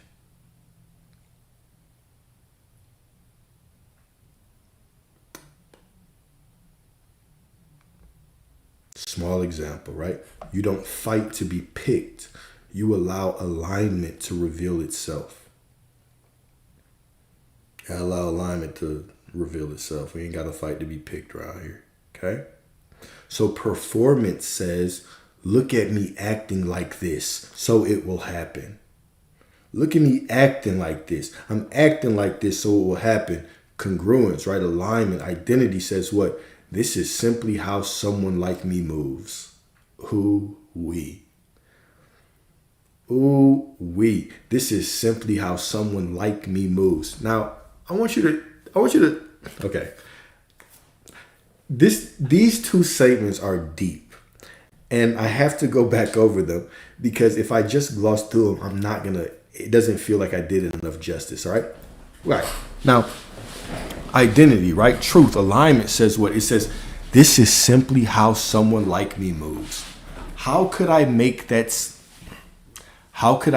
statement if I'm not already rooted in identity, if I am already everything that I desire to be? Do you hear me? If I'm already everything that I desire to be, then of course this is simply how someone like me moves. But if I'm performing because I don't decide that I'm just already everything that I desire to be, then what am I going to be doing? Look at me acting like this so it will happen.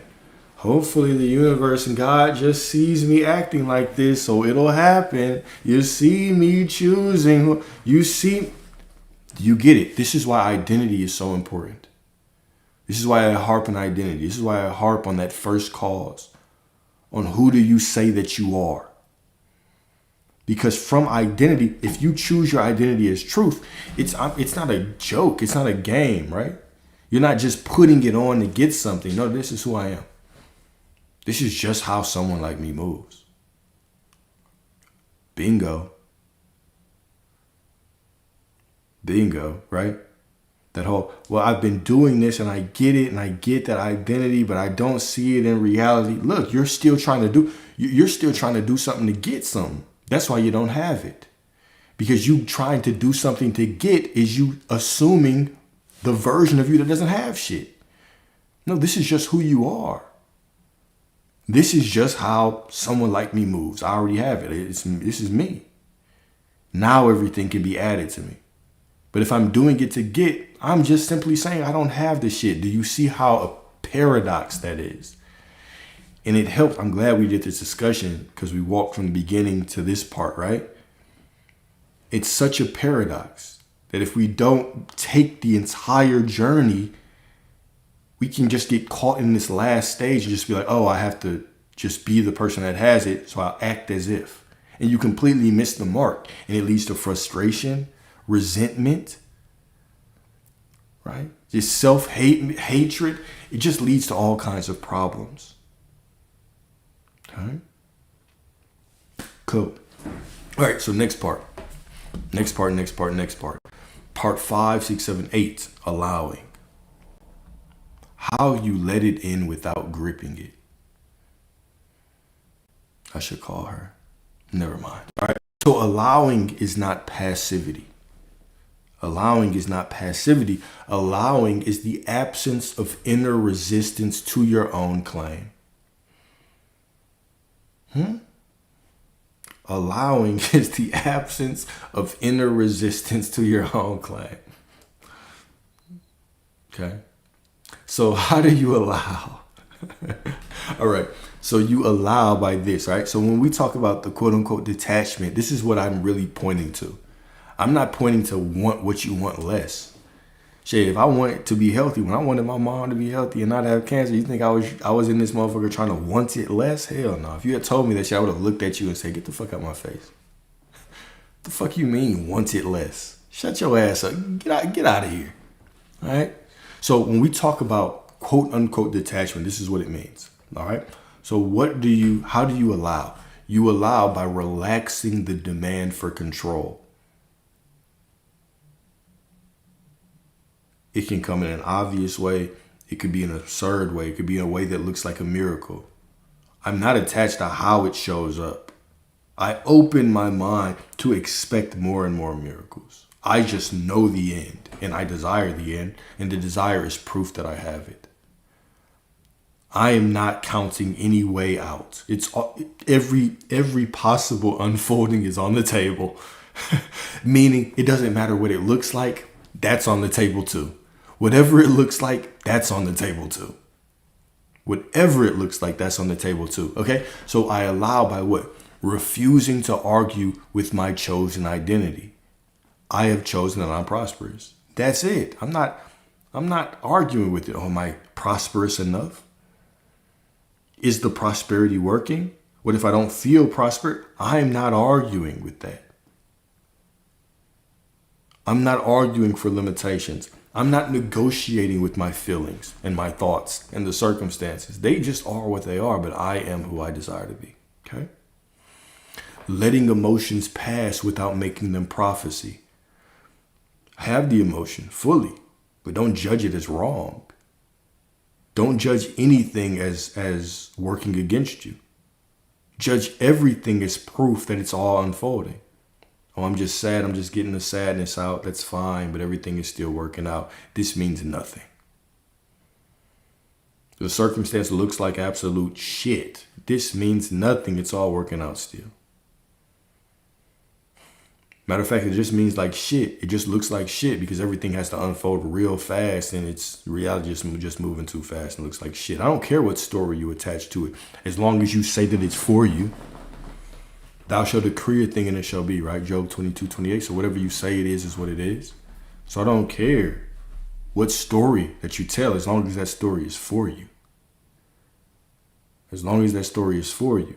You are a divine God. You are a divine goddess. You deserve it. Stop telling stories against yourself. Okay? Let timing be flexible. Deadline or not, it's going to unfold when it unfolds. And whenever it does unfold, will be perfect. What is the deadline? 2 days. The same story. It will unfold when it unfolds. And whenever it unfolds will be perfect. Whether it's 2 days from now, 1 day from now, 3 days from now, 5 days from now. It'll be fine. I will continue to be who I am through this. Beautiful. Okay? Letting reality arrange the bridge. I simply choose the end, and reality gives me the bridge.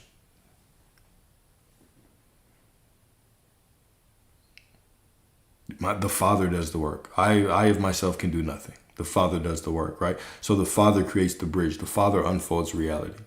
I of myself, or the ego of itself, can do nothing. Okay, metaphysically, this is inner posture. The state is complete. The scene is catching up. All right, or the mother, yeah, sure. Whatever you want to say, okay? Mother, father, it, being itself, awareness, consciousness, all that there is, God, the one. It doesn't matter, right? It will do the work, all right? So the mystic echo. Rumi points again and again to this, that what you seek is seeking you. What you seek is seeking you, but the frantic self blocks the meeting because the self is loud. Quiet isn't weakness, it's openness. Surrender is not weakness, it is openness. Surrender. It doesn't matter what it looks like. Stop trying to figure out what everything means. Stop trying to judge everything. This is right. What does this mean? This must be wrong. Am I doing it right? Of course you are. Just decide that you are and allow everything to unfold. It's all perfect. You are perfect. You are perfect. Okay? So the entire journey summarized as a living script. Okay? So here we go. When desire arises, you can literally walk yourself through this. So number 1, I return to I am. I am source. I am the cause. So whatever shows up, I go first to identity. Remember, that was the foundation that we talked about. Number 2, this desire is not a problem. It's a pointer. It's pointing me to the truth of who I am, right? The desire is proof that I'm already it. I'm already the identity. So I accept that I immediately collapse space between who I am and who I desire to be. I have the desire, therefore I'm already it. I couldn't have the desire without being it. I immediately collapse space. Boom. Step 2. Step 3. It is normal for me to have this. Of course I have this. It's normal for me to have this. Okay? So now I am source. I am the one with the desire. I am prosperity or health or love or the person in that loving relationship. That is me. It's normal. No, I begin to look at it as normal. It's normal for me to have this shit. It's normal for me to be treated like this. All right. Number 4, time does not define truth. It only measures scenes. 1 month, 2 months, 3 months, 4, 5 months, 6 months, 7 months. No. All right. It doesn't matter how much time. Time is just a measurement of scenes, of unfolding. It does not dictate truth. It's not a sentence. You can be aware of whatever time and still get what you want.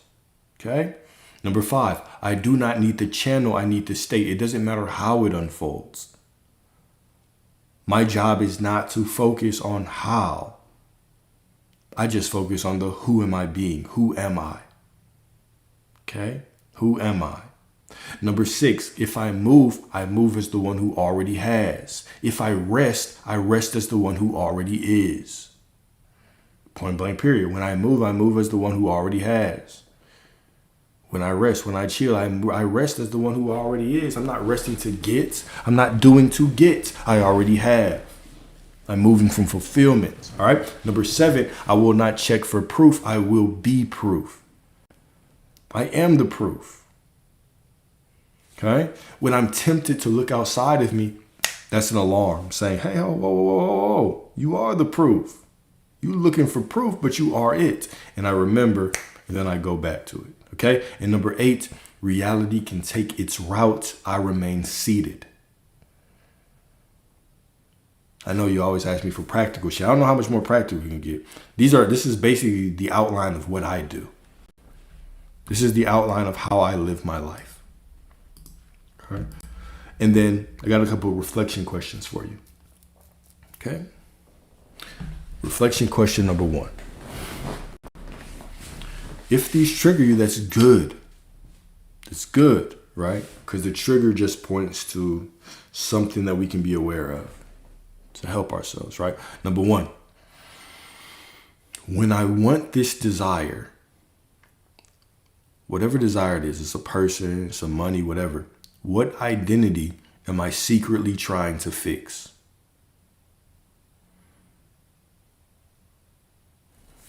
Think about it. When you want the desire, what identity are you secretly trying to fix?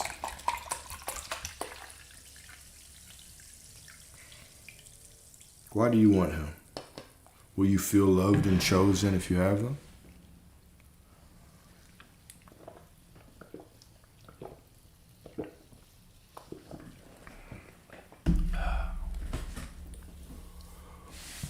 Ooh-wee.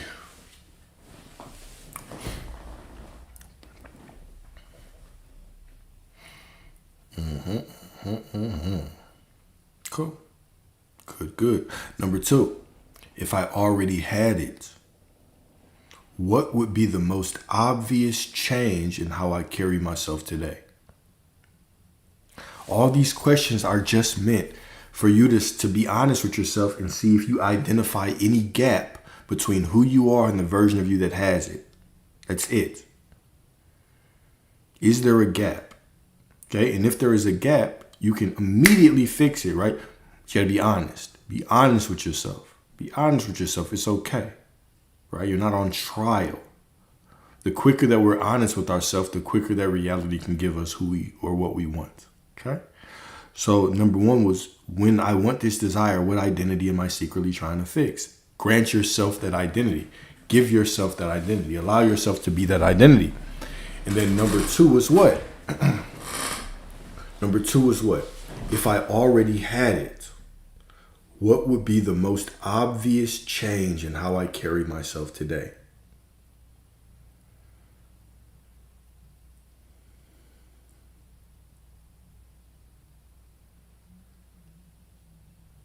Number 3, where am I worshiping time and calling it responsibility? Where am I worshiping time and calling it responsibility?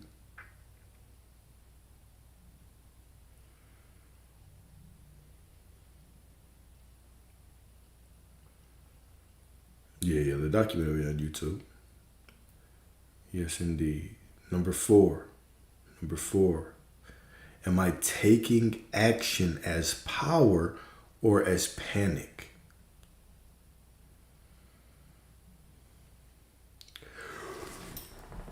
Am I taking action as power or as panic? How can we change? How can we choose differently, right? Well, the first step is always going to be what? Go back to identity. Seal in that identity. And when that identity is sealed, now move from there.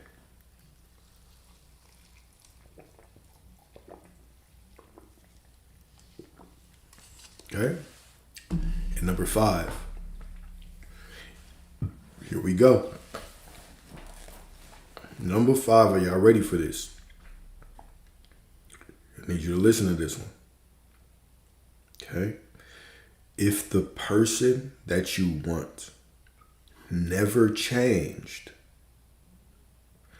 who would you become anyway? If the SP that you want never changed, Who would you become anyway?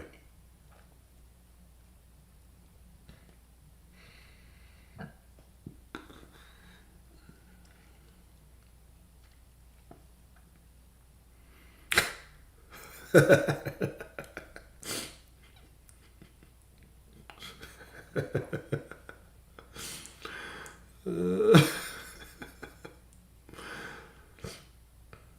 man.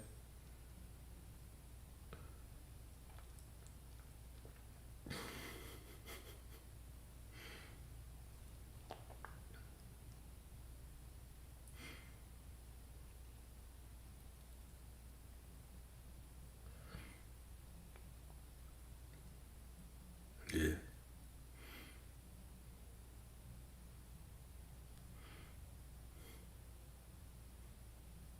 Cool. All right. All right. All right. So in closing, right? The final choice, right? At the end of every manifestation journey, the quote unquote end, right? There are two paths, right? Path one is you treat reality as authority. To summarize this, right? Path one is you treat reality as authority and you keep trying to earn what you already are. Path two is you treat I am as authority and you let reality catch up. Right? Remember, the kingdom of God is within you. Within you means the cause is not out there. Within you means you stop pleading with mirrors. And within you means you remember the throne. Right? I am that I am, no matter what. All right. So that was the end of today's discussion, right? Manifestation from start to finish. How would Alex manifest? Right? So hopefully this answered a lot of questions. Hopefully this clicked things. I've been saying it a lot lately, like, oh, this is my favorite one. This is my favorite one. This has by far been my favorite discussion that we've had. By far. I'll probably download this one and repost it as a separate YouTube video too. But it's already on YouTube, the live. So, and I'll upload the document. But cool. All right. What else do y'all wanna talk about? What else do y'all want to talk about? Yeah, this one was a cool one. I enjoyed this discussion for sure.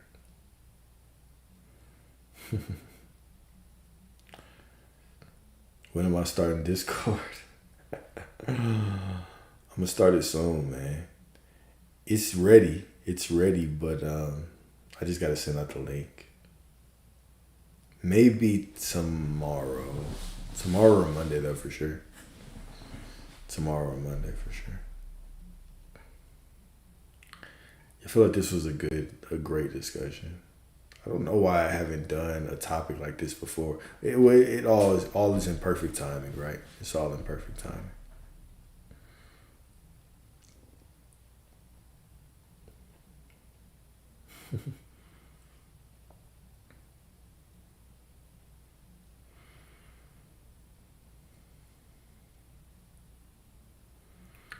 I'll put the Discord in the link tree in my bio, but I'll also just post it in that Telegram group. Yeah, this was a lot of shit. I know. This one was a lot to process. We talked about a lot of things. So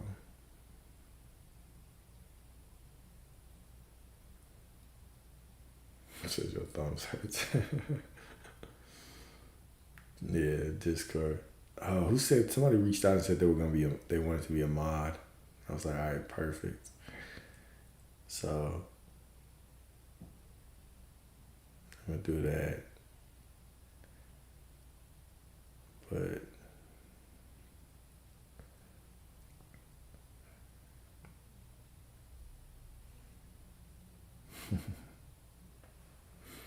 I don't know if it was. No, I wasn't caring.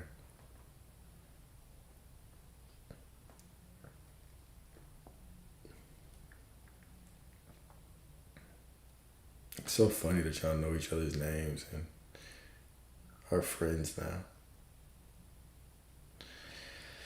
So interesting to watch how this how this space has evolved. It's pretty cool. It's pretty cool. I know it's a lot of people that watch without commenting too, so that's pretty cool. I appreciate all of y'all, whether y'all comment or not, whether you're just watching and absorbing or you're active, right? It's all appreciated. I'm grateful to be on this journey with all of y'all. I am I'm so grateful to be on this journey with all of y'all.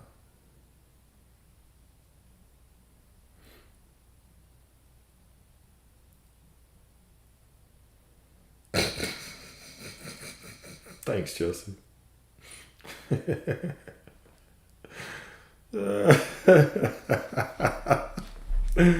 That's always a bad bit. It's always a terrible bit.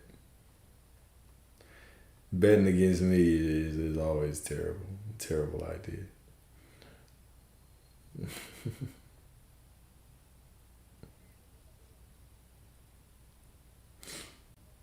Chelsea, you in Dallas?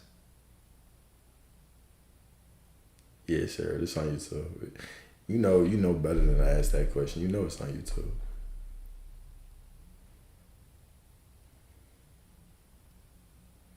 A few mods.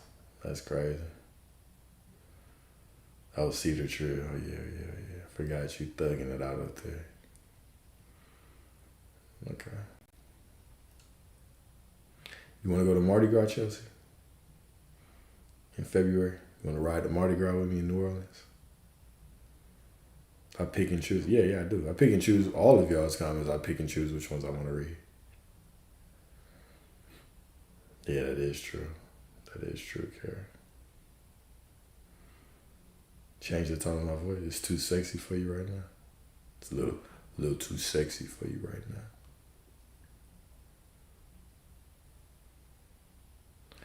Houston.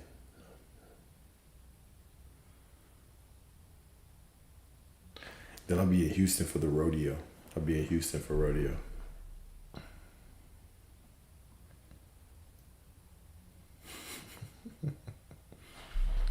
Nah, Natalie, you're invited as well. You're all invited. Nah, I live in Dallas. Yeah, the rodeo, I think it's in March. Said you don't share. If you're dealing with me, I mean, you already signed up to share if you're dealing with my ass. Same difference. Dallas and Houston? Okay.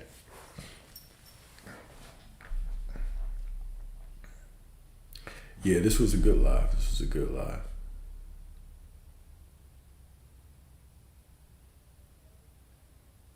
very good live.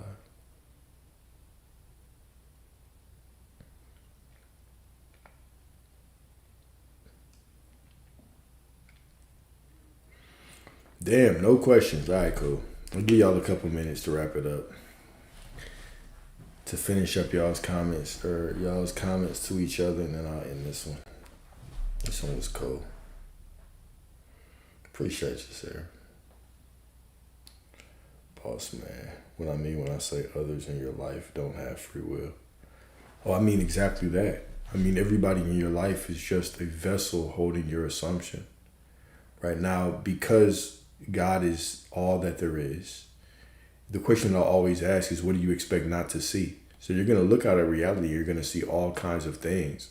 But once you start to view somebody in a certain way, their free will goes out the door. You just pull in a version of them that aligns with your assumption. No.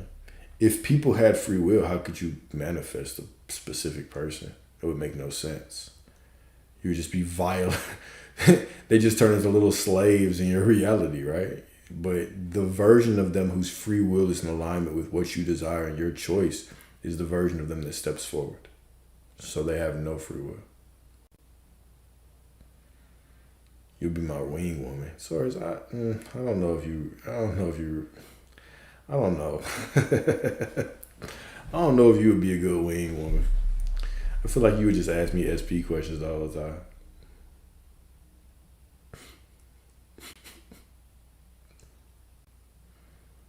Appreciate you. Yeah, the heart, mind, and spirit always perfect.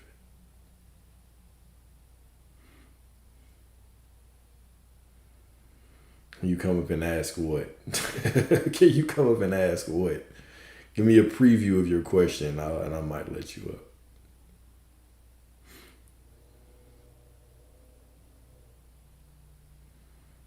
up. I don't know. I don't know if any of y'all really be a good wing woman for me.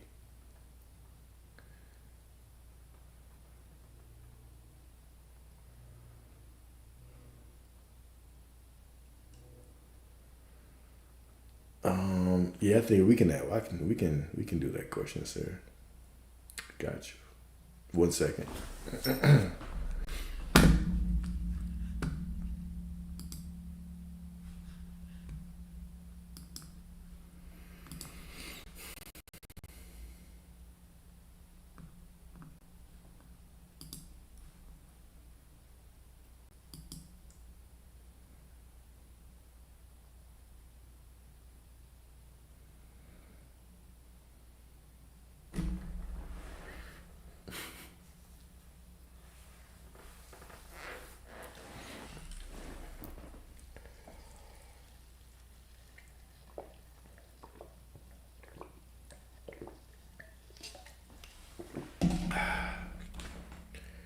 Right. I feel like a lot of the women in here would sabotage me. I'm not really. I'm not really open to that.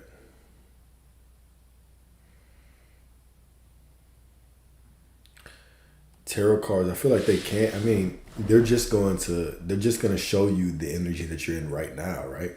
Because it's only this present moment. But you can make a choice right now to completely change your trajectory, right? So it's never about those cards or readings. It's always going to be about you. You can choose to stay in that reality, or you can choose to move on. You can choose a different outcome, a different fate or destiny. How did you come to the discovery of your knowledge of I am or God? Experience, really. Experience. You probably pick a better woman than me. My bad, sir. I didn't mean to filter out your question like that. What was your question again, sir? Did you request up? Hold up.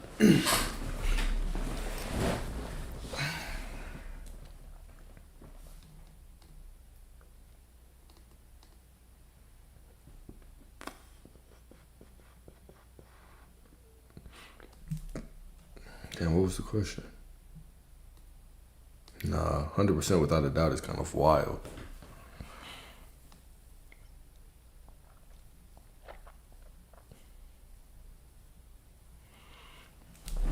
Oh, can I explain why desires are bound to happen again, like how you view desires? You don't need I don't need phones either. Shit. I don't need none of that shit neither. Daisy. All I need is me. All I need is me.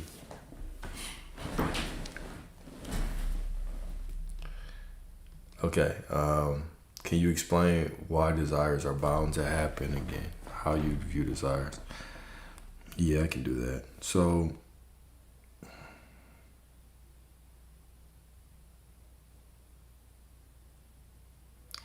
the question, all right. So, why they're bound to happen? I'm trying to think of the cleanest way to answer this, or the most precise way, in my opinion. Okay, because you are awareness and because you are God, all right? You are everything that there is. So everything rises and falls within you. And all of these things are meaningless. But every once in a while, something shows up within your awareness and it calls you back home, right? We call it a desire. It feels different. It's not like everything else. It's something within you that you want to experience, right? You could not desire something if a version of you, or if you were not already experiencing it, if you were not in perfect alignment with it, you couldn't have it. Now you might ask, how do you know that? And I would say, well, because it's the truth. But whether we understand that intellectually or not, there is nothing that I can say. I can't pull another version of you here so you can see it, and it will prove to you that you already have it. This just has to be accepted as the truth, right? So when you accept as the truth that there's a version of you that already has your desires, that your desires are a calling from God, now there's no distance to travel. Instead of me looking at my desire as a form of lack, as proof that I don't have something, now I simply look at it as proof that I'm already the identity of someone that has it, and I embody that. I could not have the desire if I wasn't it. So now it becomes proof, and I just walk forward in that knowing. So the desire has to automatically unfold, right? So everything is meaningless, and the desires are just showing you who you already are. So then the next question becomes, do you even choose? What are you choosing, right? The desire shows up within you. And now we have the illusion of choice. It's not about choosing it. It's about getting out of your own way. It's about open up your mind that this desire can show up in infinite ways. It's about stopping ourselves from judging every turn as wrong. It's about allowing. All right? And so, yes, the desire just naturally shows up within you. And then you have this desire, and we think that we have to do something to become it or get it, but the desire is already us. It's all, and the more that we just rest in the truth of who we are, those desires automatically unfold from within us. They just become tokens of who we already are, ways to experience ourselves. So yeah, that's what I meant. Damn, this live was tiring, y'all. This live was tiring. I'm finna go to sleep. Okay, I'm finna chill. I'm finna chill. Okay? So here we go. I'm gonna get off. Love y'all. And I shall talk to y'all soon. Probably tomorrow. Probably talk to y'all tomorrow. Maybe. We'll see. But if not, for sure Monday. Cool. All right, y'all have a good one. Peace.